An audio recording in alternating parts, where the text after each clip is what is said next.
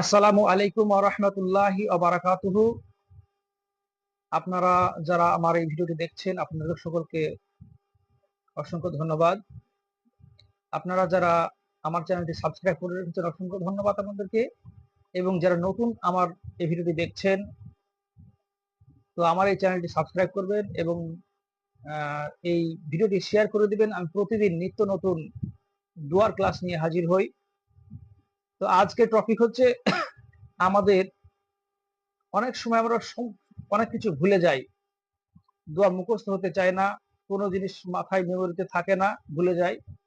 আমাদের বাচ্চারা অনেক সময় পড়া মুখস্থ করতে পারে না, অনেক সময় তাদের ব্রেনটা দুর্বল হয়ে যায়।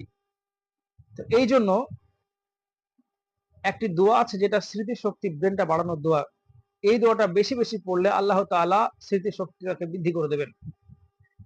তো আজকের এই দোয়াটা আমি শিখবো আমরা সকলেই, এবং আমাদের বাচ্চাদেরকেও এই দোয়াটি শিখাবো।